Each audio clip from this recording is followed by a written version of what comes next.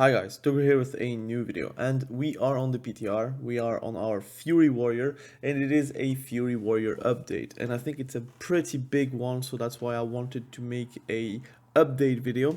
I will try to continue my previews on different specs and showcasing everything on 10.2, but I think this change is quite big, and it kinda works together with the video I've made about Fury, because they made a huge change that is really not well received for the warrior community in general, but also just in general, I feel they completely missed the mark. So let's take a look on the PTR notes that has been written about Fury Warrior. So the previous design of Reckless Abandon was influencing builds and rotations too heavily, and yes, that is true.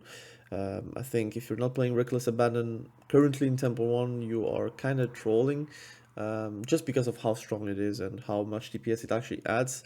I tried to play without it, and I found that Bloodthirst and just Raging Blow, just those two abilities are really not hitting that hard without the actual buff that you get from Reckless Abandon, which makes it Bloodbath or Crushing Blow, encouraging players to focus entirely on either Bloodthirst or Raging Blow at the expense of the other, which is again weird whenever you write this and you made the changes that are currently live. We want Fury Warriors to use both abilities regularly, so we are changing the design slightly so it only affects your rotation choice immediately after using Rampage to open up more build options. These changes will be applied to the 10.2 PTR via hotfix over the course of the week.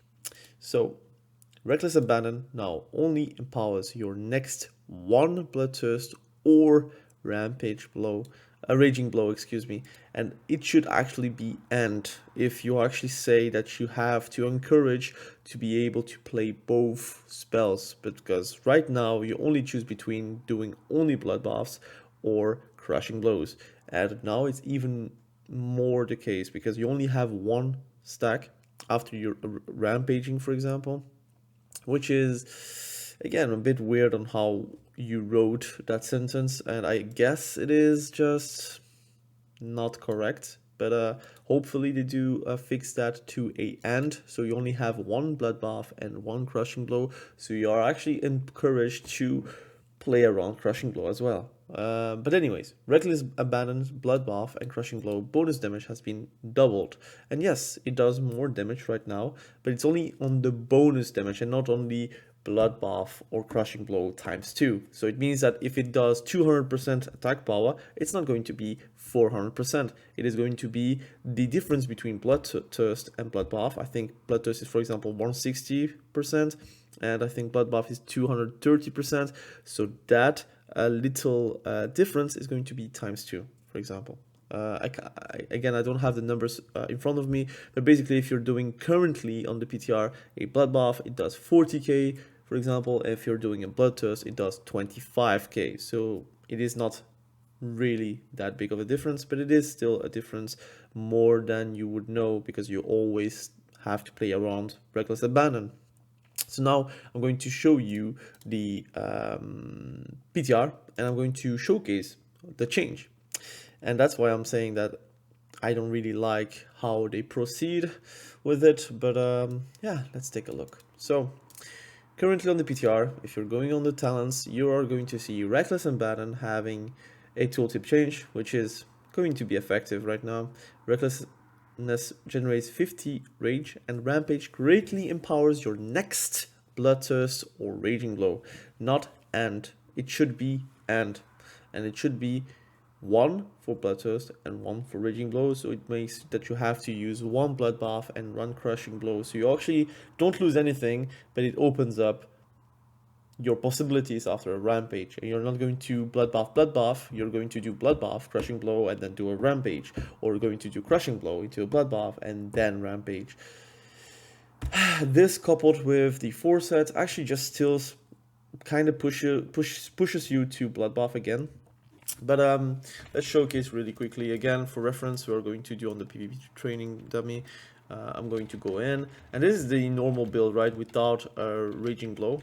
and you're going to do one rampage. You see, I only have one blood bath. I'm going to spend it, and now I don't have blood bath anymore. I'm doing bloodthirst, which is very boring and does little to no damage. And I'm actually starving. I'm actually starving on the rage department, I would say. It's really, really bad. It is really, really bad. I think you will have to stack haste if you want to play this build, at least again. Unfortunately, you will need a lot of haste. You really need your GCDs to be as low as possible, your blood bath or your bloodthirst to be as low as possible, CD wise. But I think it just kills the spec pretty much, the build.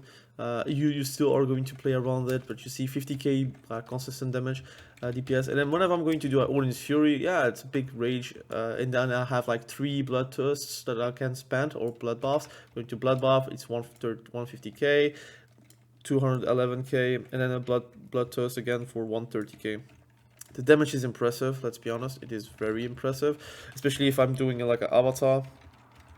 It does a lot of damage, and then I'm going to, like, you have way more rage, right? So you will be able to do what you usually do with bloodbath once you're like having recklessness and avatar.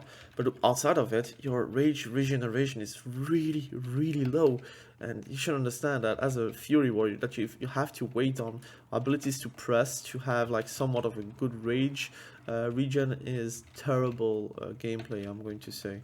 I really despise it, and again, I'm already not a fan of Fury, but this makes Fury even more sluggish, first and foremost, and also just it's crap. I don't think it's a good solution for Reckless Abandon.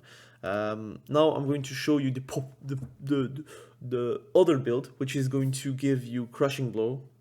Because you're going to forego of Annihilator, so the rage regen will be a bit higher, because you can actually raging blow whenever you are like using your bloodthirst, and you're not going to be outside of like options, so you will always have something to press. This is going to be way better, I feel like, feel wise. But it's not giving you more options. You're going to basically raging blow, get a rampage. Then you have like one crushing blow or one bloodbath. So I'm going to use bloodbath. Boom. I have to raging blow again to get a rampage. I'm going to bloodbath again. Again, you don't really have more options. You only have like one option, and you choose if you want to do a crushing blow. You can do that, but the damage is not impressive. You could basically do a crushing blow. It does more damage than bloodbath. Let's be honest, it does more damage. If I'm doing a rampage into a bloodbath, it does 40k. If I'm doing like a rampage into crushing blow, I do 43k plus 22k. So it does 64k, something like that. I didn't count. I don't remember what I said, but pretty much it's 20k more. So Crushing Blow by itself will do more damage than Bloodthirst. The only good thing about this build will open up Slaughtering Strikes to actually give you more damage on Rampage. So you do feel like your Rampage is actually hitting and critting for a lot more if you're going so on the other like dummy example. You see my Rampage is higher because of being in Avatar. But if I do like a Rampage with Avatar, I'm going to show you, it does way more damage. So that's a good thing, I guess. So for example, if I'm going in and I'm going to do Crushing Blow, Raging Blow with an Onslaught, and then I'm going to do an Avatar into a Rampage, into a Bloodthirst, into Raging Blow, into a Rampage, into a Bloodthirst, for example, Bloodbath to get my stacks out, Rampage into a Bloodbath, does a lot of damage, that's very cool. And then another Odin's Fury with a Rampage into a Bloodbath, into another Raging Blow, Rampage, Bloodbath, Raging Blow, a Whirlwind, Bloodthirst, whatever, you know. And you get a lot of DPS. I'm going to say the damage is very high, and let's be honest, I only did 5 bloodbaths, and I can go to 320k, which is, it's a massive number, but it's because of the tier set, and it actually gives you still not a lot of options. Why would you press Crushing Blow, except that it does a lot of damage whenever you're like going, right?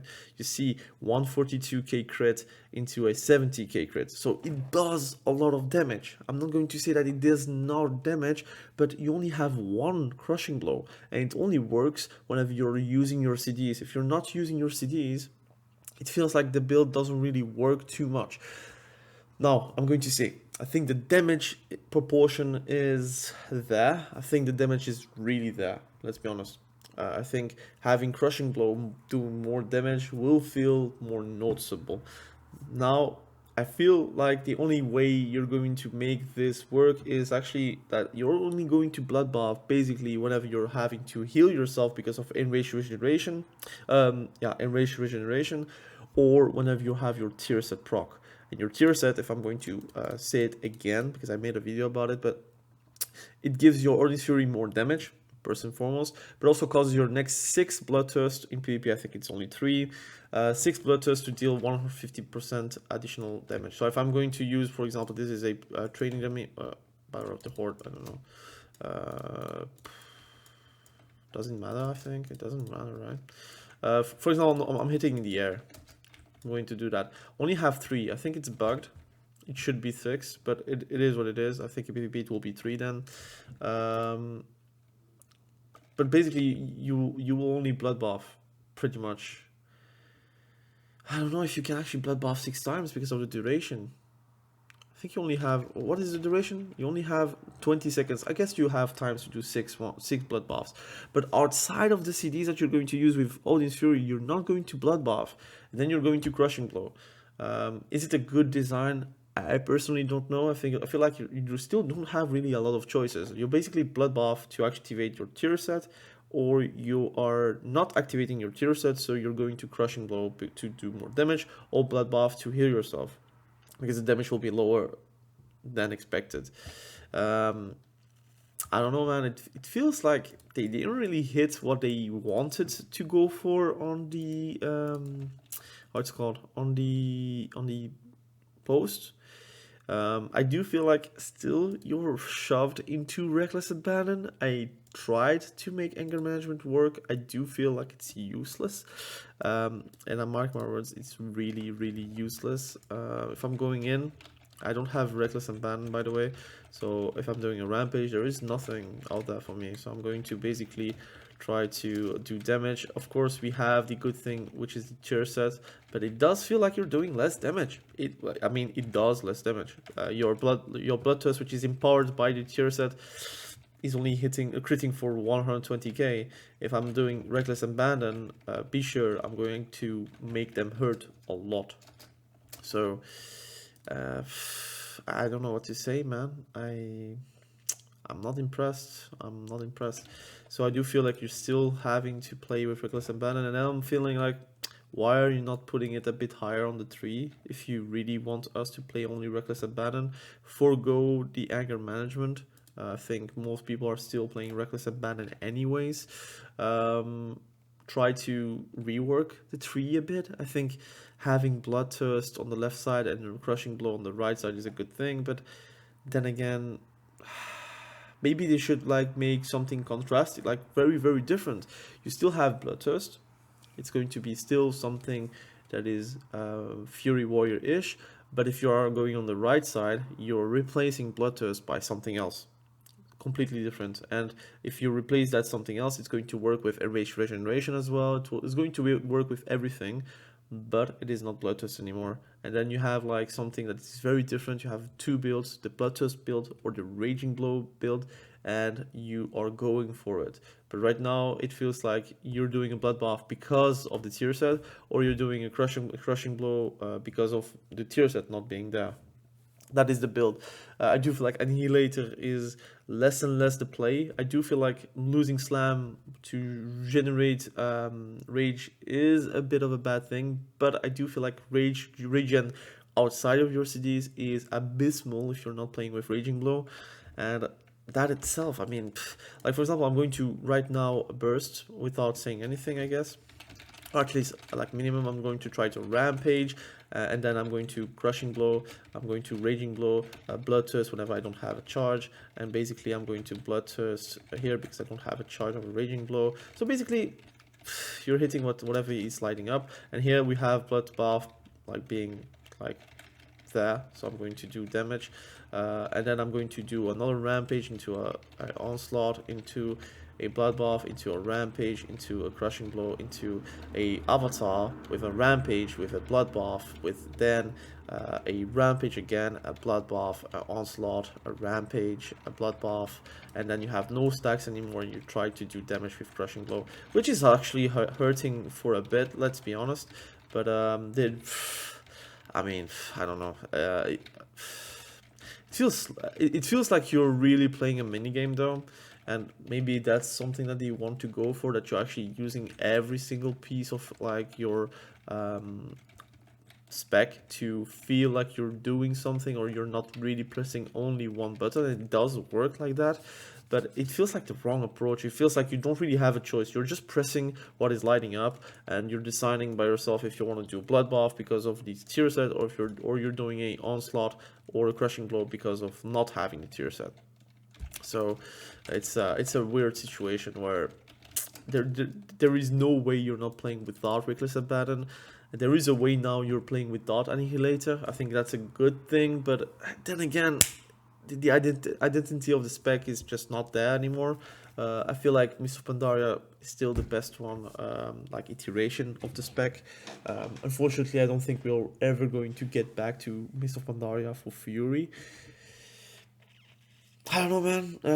You guys see the video. What do you think about Fury Warrior? What do you think about the change? Did you test PTR? Did you actually like feel the spec? I think I can get used to playing like this. I do feel like it does miss something. I feel like Arms is just more complete, like as a spec. I think I know that Fury people, like Fury Warriors, do like their spec because they're playing Fury, I guess.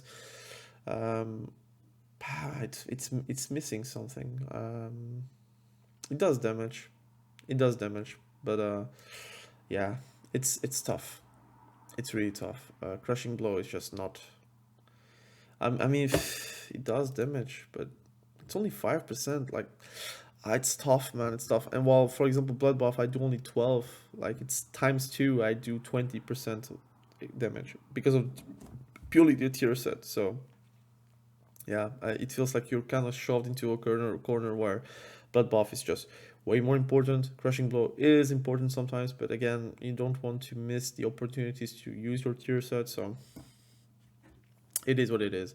Those are my thoughts for Fury. I think there are still changes going on. I do want Crushing Blow and Blood Buff to like both of them have a stack, so you can actually do a Blood Buff and then do a Crushing Blow and then a Rampage, Blood Buff, Crushing Blow, or Crushing Blow, Blood Buff, whatever, and keep on doing the mini game, which is basically hitting what is actually lining up. But it's tough. Again, thank you for watching. Have a great day and be sure to stay safe. We will catch each other probably very soon in the next video. Have a great day. Bye.